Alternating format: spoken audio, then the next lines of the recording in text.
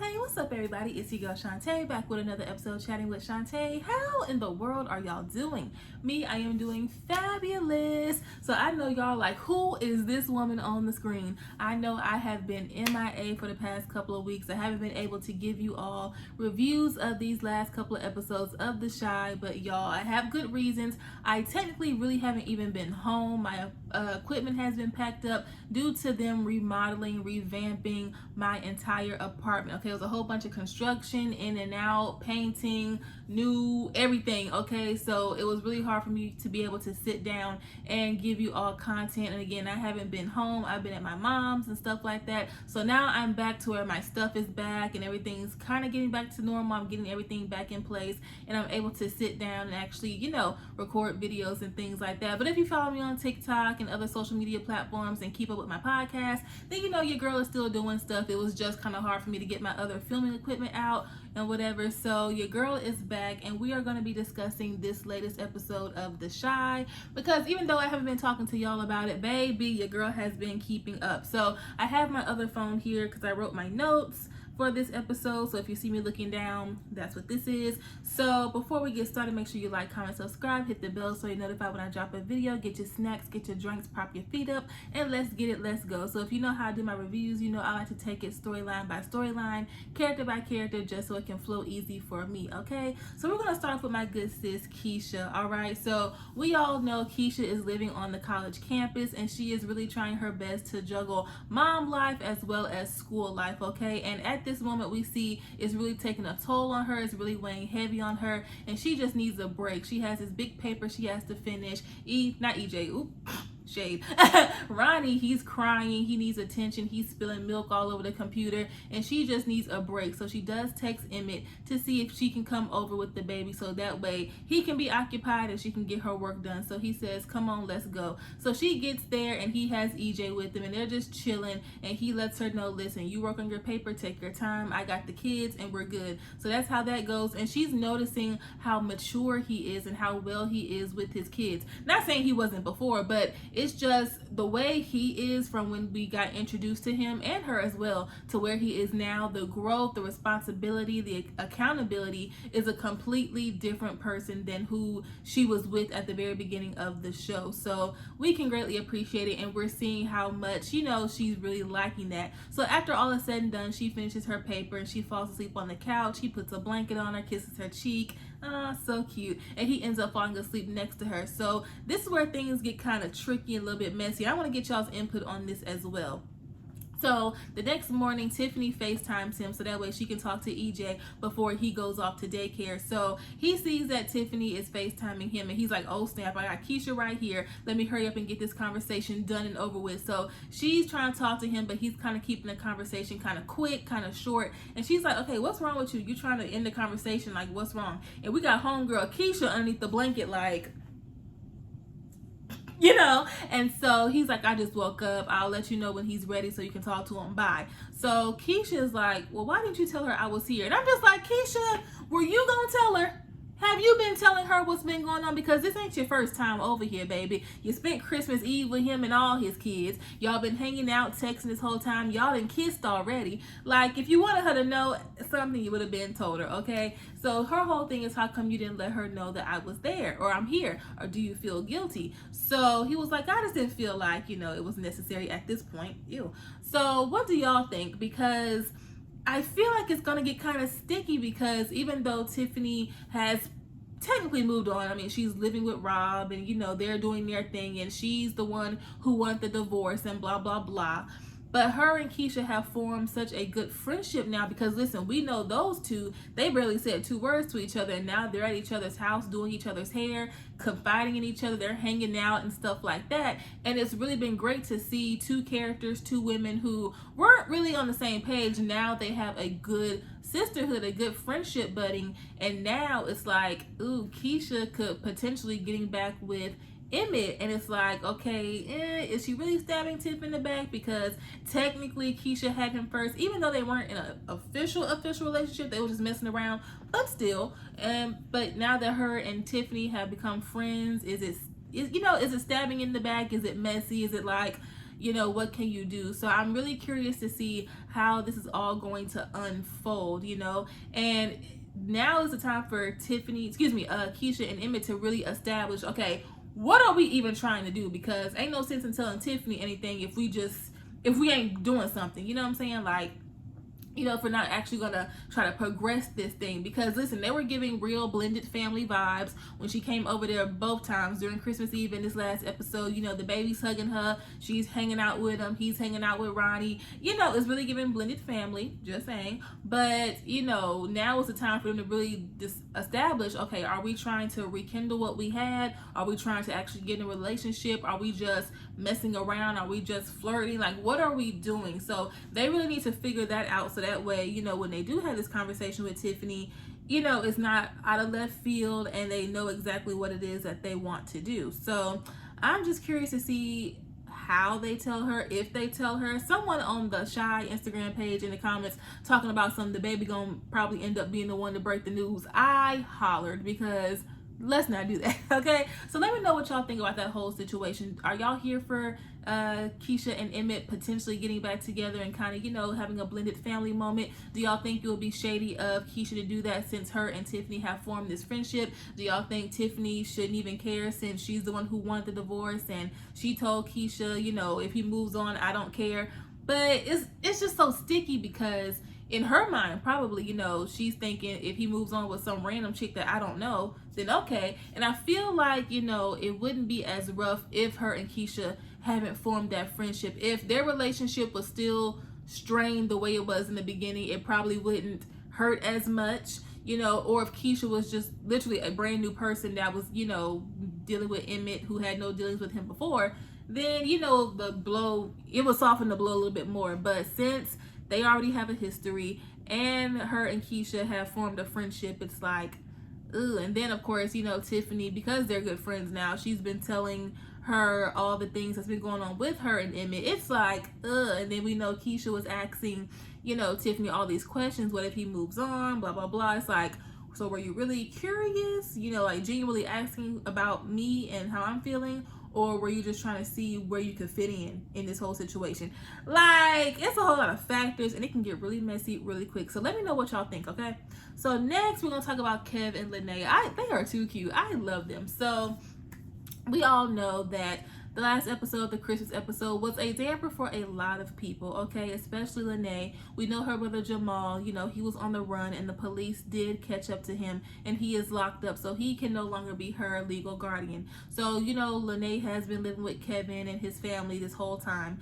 And it seemed to be going pretty good, but Kevin really wanted to surprise her for Christmas with her brother, but it didn't work out that way. So they haven't really been talking. Well, they've been talking, but it's just, you know, Kevin's just feeling really, really bad. So they're talking and she's, you know, just accepting his apology. And he lets it be known, you know, I know what it's like not having your sibling around. You know, when Keisha disappeared, I didn't know if I would ever see her again. And Lene was like, I can appreciate that, but at the same time, she's back. Like, you got your sister back. I'm not getting my brother back. So you can't really, you know, fully resonate with what I'm feeling right now. So he just has to, you know, step back a little bit and accept that. But a social worker, a CPS worker does come to let Lene and the rest of them know that since her legal guardian, Jamal, it can no longer be her legal guardian, she has to be, you know, with legal guardians. You know, even though she's been staying with them, I don't think it's really been like documented, or it's not like official, you know, on paper and stuff like that. So Lene is adamant on not wanting to be placed in like a group home, and, you know, all the abuse and all the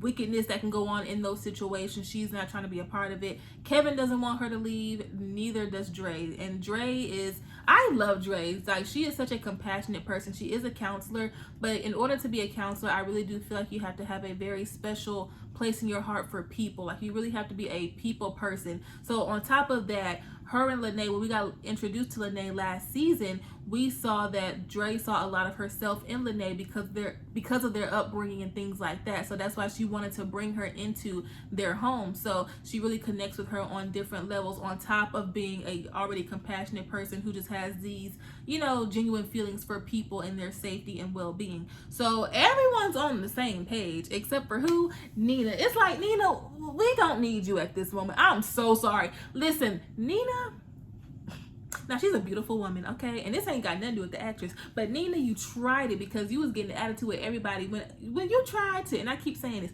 when you tried to come for Octavia in that hospital and Octavia got you together real quick, because you ain't going to come up behind me talking crazy, and you stepped back, you knew to pump your brakes. I digress. But it's like, girl, why are you so hesitant? She already living with y'all. Like, come on now. You know it makes sense. So Nina's whole thing is she doesn't want to rush this, so she wants to have time to discuss it over. And the social worker's like, well, take your time, but also this process does move quickly, so y'all gotta keep this conversation going real quick. So Lene and Kev, they go upstairs and she's just trying to process everything, and you know, Dre and Nina, they end up talking as well. We'll get to them in a second. But Kev and Lene, they want to get out the house, so he has his idea to go, I think, down to the Rock Center, so that way they can, you know, go volunteer and, you know, just have fun and hang out. So they sneak out, and that's what they do. So circling back to Nina and Dre, they're having a conversation about whether or not they should, you know, officially bring Lene in, like legally and through the system and stuff like that. And Dre is like, I don't see why we wouldn't do that. She's already been here. She's not giving us any problems. Her and Kevin are about to be 18 in 2 years. It's not like she's 10 or 12, you know, like they're about to be out of the house soon. Keisha's already out the house. It just makes sense. And I wouldn't feel right, you know, putting her potentially in a dangerous place by putting her into a foster home or a group home where any and everything can be happening to her when she's been safe under our roof this entire time. So why wouldn't we, you know, and Kev wants her here. And again, going back to Kev and Lene, I again love their relationship. We know when we got introduced to her, he had a crush on her, but I love the direction that their relationship has gone. It's really like a brother-sister thing. I absolutely love it. Even the first episode of this season, when Papa asked Lene, so what are you and Kevin? Are y'all like siblings now? She's like, yeah, you know, that's my brother. I love that. And we know he had a little crush on her, but I'm not saying the crush wasn't real, but I think he was just trying to get over the whole Jake and Gemma situation. So like the first girl that he kind of had a little moment with, he was like, you know, and so, which is cute, but the way that he looks out for her and he really cares about her well-being, it's giving very much when they're older, they're going to be introducing each other as brother and sister. Like, yep, that's my brother, that's my sister. Especially even though he has an actual sibling, Keisha, she's out the house, she's grown, she has a baby, so she's not there. To have someone who's his exact age, who knows the things that he's going through, it's someone he can confide in as a sister, as a sibling. I just love it. They're cute. So anyway. Oh, and his new little love interest, Simone. Too cute, baby. Somebody treat Kevin right, just so he can just have a happy ending. Please, please. So going back to Nina and Dre, they're just talking, and Dre is giving her, you know, point of view as to why they should allow Lene to officially, you know, be under their care. And Nina, I think in the back of her afro, she knows that it makes sense for them to go ahead and like make it official, but her whole thing is she doesn't want to make that big of a promise to Lene, and she doesn't want to put that much of a commitment on them because she doesn't even know if her and Drakey, I'm sleepy, y'all, if her and Dre are going to make it. And she doesn't finish that sentence, but you know, it doesn't take a rocket scientist to know what she was alluding to. And my whole thing with this situation is, Nina, you're the one who cheated, and all of a sudden you don't know if y'all gonna make it, or you trying to, you know, allude to something. And last season for the both of them, like Jada, Dre, and Nina, their communication with that whole situation was just so out of whack. So many things could have been avoided. It just, like, that lack of communication led to minds wandering. It led to jumping to conclusions. It led to accusations, which led to cheating, which could have been avoided with simple conversations. Again, I know Dre was honoring her friend's wishes by not having everyone know that she was battling, you know, a sickness. And Jada's whole thing was she doesn't want anyone besides her son to know, or she wants to make sure that her son knows first, or not first, but she wants to make sure that Emmett hears it from her. Once Emmett found out, she should have told Dre, okay, my son knows and we're dealing with it. And you know, Dre, they just got on my nerves in this situation, because open y'all's mouths and say something, because Dre, you are seeing the damage that keeping your friend's secret is causing to your marriage. And it's not that you're going to be a bad friend, it's just you still want to be a good wife to your wife. Like, you have to put her mind at ease, because the more you keep her in the dark, the more her mind is going to wander. She's asking questions, she's trying to get information out of you, and she's catching you in these kind of suspicious, sticky situations, even though they're innocent on your part. But because you're not talking to her, you're keeping her out of the loop, her mind is capable of going anywhere, okay? And so you should have talked to Jada and been like, listen, I'm still your friend, I'm still honoring your wishes, but me keeping this secret from you and keeping my wife, you know, in the dark is causing our marriage to go down the toilet, okay? And then boom, she cheats. So I just feel like Jada should have been like, okay, I understand, go ahead and tell her. You ain't gotta tell her everything. Like, she ain't gotta tell her all the intimacies of it, but at the same time, she could have said, okay, Dre, go ahead and tell her. Or Dre should have been like, look, dog, you just gotta be mad at me, but I gotta handle my wife, because at the end of the day, I don't live with you, I'm not married to you, I ain't gotta come home to you. I gotta deal with her, okay? I gotta make sure that me and my girl are good. So that whole situation really could have been avoided if people would have opened their mouths. That's all I'm saying. So, but yeah, but the fact that Nina is the one who actually cheated, and all of a sudden she's like, I don't even know if we gonna make it. Baby, what? And you can tell during this entire season that her and Dre still haven't gotten over that rough patch. I mean, we saw them in a little couples therapy session. Okay, you know, in the very beginning of the season, you know, they were kind of having a cute moment. But then on the flip side, when I don't know if it was the first or second episode, but when she, Dre, Tracy, and Jada were all talking, and Jada was just talking about how she was conflicted with the whole Darnell Swade situation. And, you know, they were like, why would you want to leave Swade? He's young, he's satisfying you, he's doing all of this. And Nina, she was like, you know, maybe she just wants something new, maybe she's just bored and stuff like that. And she was talking about Jada, but she was really directing that energy to her and Dre, if you really pay attention. And also, you know, every time Dre would say something, Nina had a rebuttal, or, you know, it was just like little sideline things that was easy to pick up on if you caught it. And so that just lets us know that they really haven't fully recovered from that situation. And then to add this on top of it, on top of all the other things that we don't know about, it's like, it's a lot. And Dre's kind of like, okay, so and then Nina's like, well, how about we not try to make the decision for Lene? How about we go upstairs and ask her what she wants? Because Lene really didn't say anything except for she doesn't want to be in a group home, you know. So they went upstairs to go see them, and they discovered that Kev and Lene actually snuck out. So Dre texted Kev, boy, I'm trying to prove to your mama that I can keep both of y'all up in this house. Now ain't the time for y'all to be sneaking out, okay? But it was a cute little back and forth moment, and you know that ended in I love you. So yeah, but I'm interested to see, you know, if Nina kind of, you know, sucks it up, okay, and lets Lene stay with them at least until they're 18, because it's after that, you know. So we're gonna see how that works. So again, I'm looking at my phone for my notes. Okay, so the next storyline here that I'm putting together is Maisha and Gemma. Didn't think that I would be doing a storyline or a segment with those two, because we all know they weren't the closest in the group, but they are both, you know, practicing, or not practicing, they're actually taking their ACT test.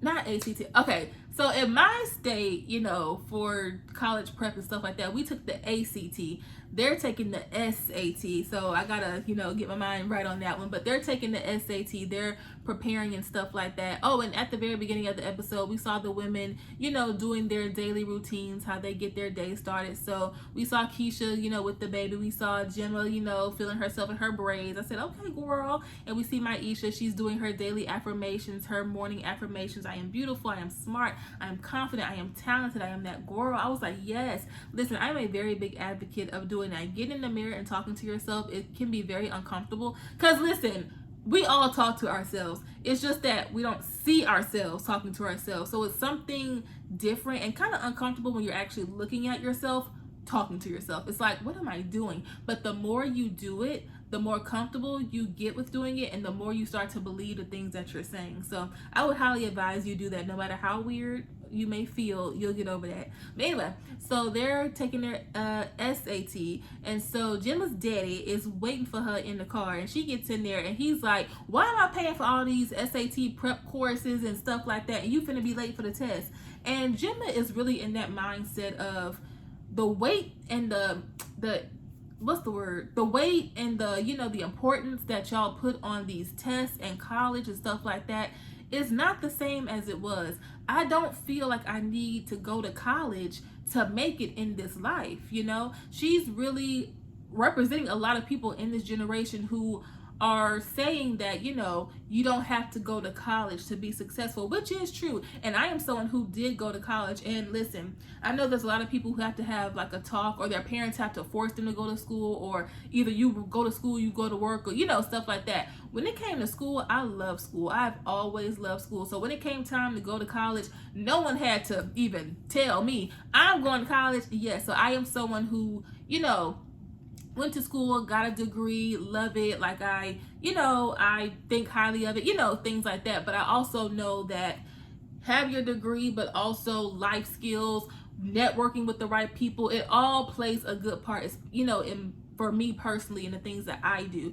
Now, listen, if you're going to be a doctor, I'm going to need for you to have the mindset of you need to go to college. Please have you some degrees on your wall, please. If you're going to be being an attorney, representing somebody in court, please have you some credentials on your wall, please. That's all I ask. But I know not every field requires a degree. Not everything you want to do requires you to, you know, have to have a college background. And so I think Gemma is, you know, on that side of the fence of, you know, having a college degree doesn't mean the same as it did, because her father did say, you know, back in my day, you know, that was the token, that was the key, that was the golden ticket to make it. And she's like, yeah, back in the day, but now with all different resources and things like that, you do not, like, they're not even checking for it no more. Like, for what? It's not worth it. That's how she feels. So, and he's like, you know, this is something that we've been preparing for, that you've been wanting since you were 5. And she's like, no, it's what you've been wanting. And again, I'm someone who went to college, who values higher education and stuff like that. But I can also respect people who think that way and have that viewpoint and stuff like that, because it can very well be true. You know what I'm saying? And for her to be able to recognize this at 16, you know, her junior year of high school, you know, like, I can really respect it, because she doesn't want to go down a path of, you know, like a forced path. And I know there are so many people, and I've met people in my own college experience who are in these degrees and these programs and these fields because their parents are paying for their education, so they have to go that route. Or, you know, if they don't do this, their parents will not support them, you know, and that's so disheartening, because a lot of times what they're going to school for has nothing to do with what they're passionate about. And I am someone who, and thank God, what I went to school for heavily coincides with what I'm passionate about doing, and it helps, and it gives me like the fundamentals and the education and stuff like that in order to, you know, continue to progress and stuff like that. Now, you know, and when it comes to, like, you know, other things, I didn't necessarily need the degree, but just having that information and, you know, different skill sets and stuff like that, you know what I'm saying? Like, it all plays a part for me. So yeah, you know, it's a tricky situation. Not everybody just has the luxury of, you know, doing whatever. But anyway, so then we get to Maisha, because Maisha and Gemma are both at the same testing site or whatever. And so Maisha's taking her test. She's like, yep, And Gemma just walks out. I said, girl, did you write your name? At least put in some effort, please. So they both are in the bathroom, and Maisha's trying to talk to her. And Gemma is, again, explaining the same thing that she was basically saying to her father, how it's not important, I don't need it, whatever. And Maisha's like, girl, that is some spoiled and privileged stuff right there. If I ever told my mama something like that, she would whoop my butt, okay? And we all know, when we got introduced to Maisha at the very beginning of the show, we all know her living situation, how she had to miss so much school due to, you know, taking care of her siblings because her mom was struggling. So we know her situation. So for Maisha, getting a college degree isn't just going to college. It's a ticket. It's an opportunity. It is a way out to have her mom have one less mouth to feed. It is an opportunity for her to make something of herself. You know, it means so much more. It's a different thing. Like, they see it a completely different way. And Gemma is just really adamant about going after what it is that you really want. So she asked Maisha, if you didn't have to go to college, if that wasn't an option or whatever, what would you want to do? What would you be doing? And Maisha tells her, you know, I would be rapping. And so Gemma's like, yeah, girl, I heard your rap. You're really good. You should really pour more into that. Do it. So she's like, I'm gonna hold you accountable, spit a freestyle, post it, do it, let's do it. Okay. So I actually like, you know, that too. I'm just like a girly girl. I just love friendships and stuff like that. I don't know. But anyway, so they're talking and they end up going to smoke. They end up going to the only readily available restaurant in Chicago. Baby, Smokey's, you get proposed to, you get married, you eat your lunch, your breakfast, your dinner. They got the takeout, they cater your events. That's the only place that you can go. And listen, I know a lot of black shows, our favorite black shows, they have that one center, that one focal point of an establishment. You know, the Den on Moesha and Dale's, the Parkers, the Chill Grill, that's So Raven. I absolutely understand. Wizard Kelly's, whatever, on the Proud Family. I understand and I get it. But is that the only place? Okay, so they get to Smokey's, okay, so they can have him a little, you know, cute girlfriend date or whatever. So, you know, Papa, he's working, he remembers Maisha's order. So cute. Here comes Gemma. Where are the vegan options? Baby, you're in a place called Smokey's. You're in a place called Smokey's, baby girl. Where are the vegan options? Ma'am? Unless you want them to stir fry you a napkin, you ain't getting no options. You're not getting many options, baby girl. So Maisha's like, anyway, I'm gonna place my order, okay? So I think Gemma ends up getting the same thing, but she wants her sauce on the side. Okay, so they just do that or whatever. And then fast forward, they're at the Rock Center, I think, or they're somewhere where, you know, there's like an open mic night and things like that, so the rappers can do their thing and showcase their talent. So there's one lady, she's doing her thing, she gets off, and the announcer's like, okay, we're finna bring somebody real nice to the stage. Maisha, she looking at us, and I'm like, girl, I can't rap, so he's talking to you, go ahead. And so she's telling Gemma, I don't want to do this for no charity, like, what's going on? And Gemma's like, where else you gonna be able to book some, you know, performances? Just think of it as practice, go ahead and go. So Maisha gets up on stage, she hits a freestyle, she's doing her thing, everybody's jamming, and by this point, you know, Kev, Lene, Papa, Gemma, they're all there watching her and stuff like that.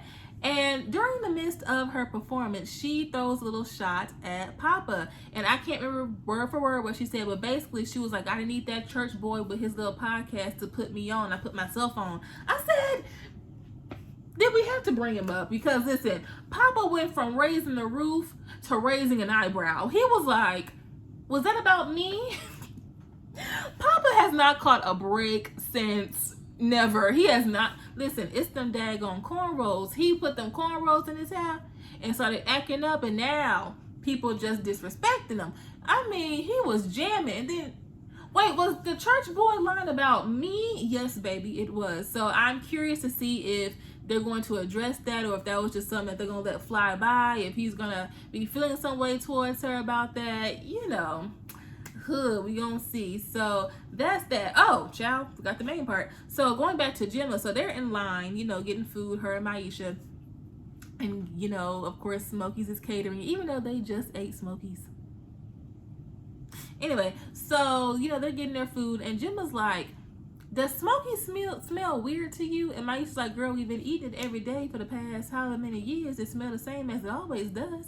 And so she asks Papa what they eat. And I think he said gizzards and chitlins and stuff. That'll make me sick too. And she just gets sick and throws up. And Maisha said, oh, snap. So, long story short, Gemma's pregnant. She took a pregnancy test, and now she has to break the news to Jake. Jake, whom we haven't seen all episode until right when the rolling credits are about to come, he picks her up, and she's like, we gotta talk. So, how y'all think Jake gonna respond? Y'all think he gonna be cool? Y'all think he gonna be, you know, just kind of like, oh man, what the heck? You know, what do y'all think he's gonna respond? So, I'm interested. Like, this next episode, child.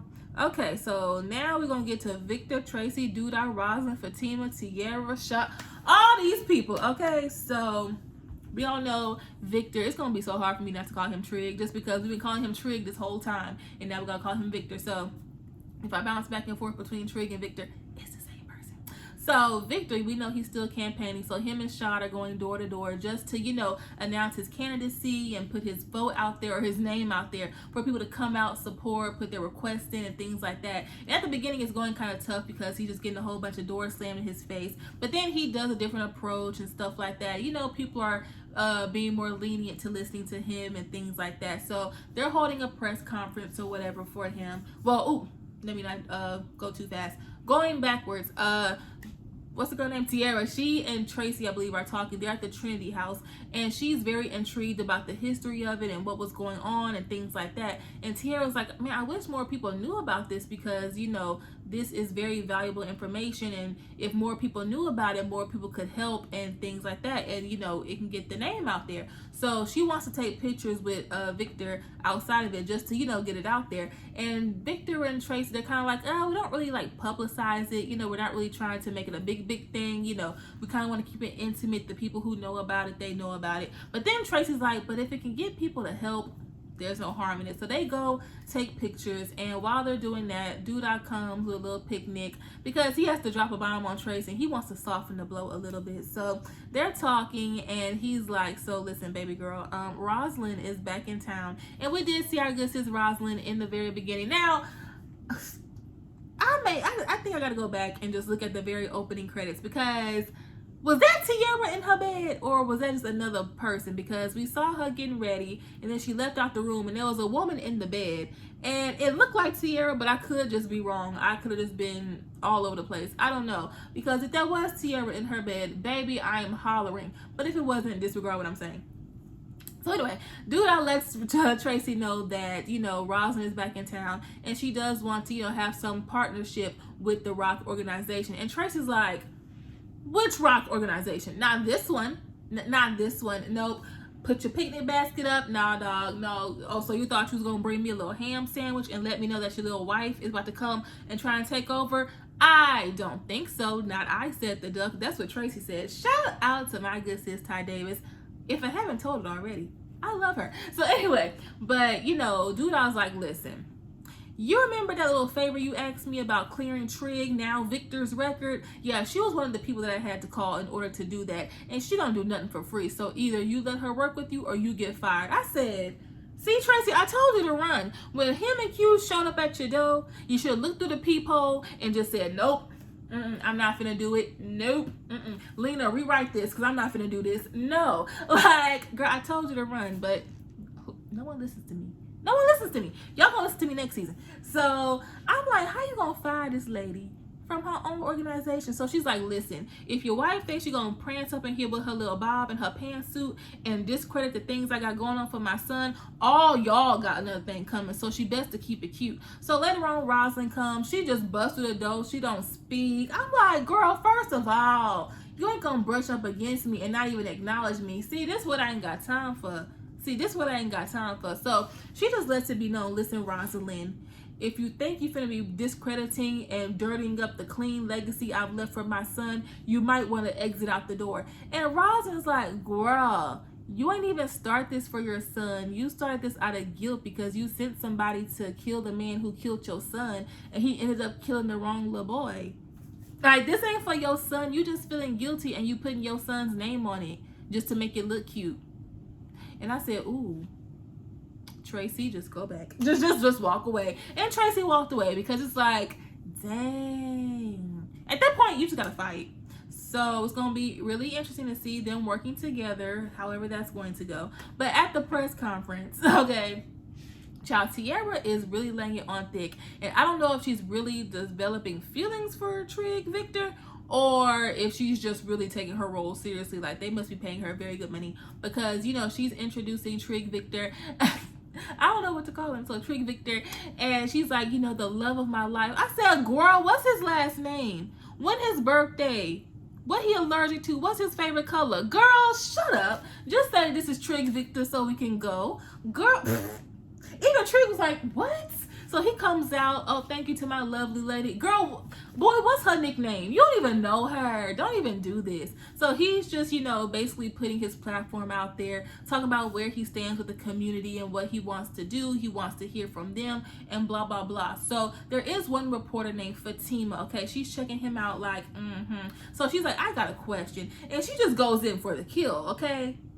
All bullets, just goes in for it. She's like, so the Trinity house, you failed to neglect, what? You neglect to, I'm sleepy, so I'm kind of doing double things. Anyway, but you failed to mention, okay, you're neglecting to mention that this whole thing is started because of a black trans woman. So are you trying to take over what she's doing? Are you trying to discredit what she has done thus far, like what's going on. And you know, he didn't break a sweat. He was like, you are absolutely correct. Imani is her name, a black trans woman. She saw the goodness in the Trinity house. She wanted to rescue these girls. She had a bigger mission, and she really built this up from the ground up. And I'm not trying to discredit her, nor am I trying to take the credit for, you know, things that she's done. I'm just trying to continue what she's already started, because she's no longer living here. She's moved back home. So yes, I want to give all of her props to her. And you know, he was very respectful and things like that. And even Fatima, her little notepad was like, okay.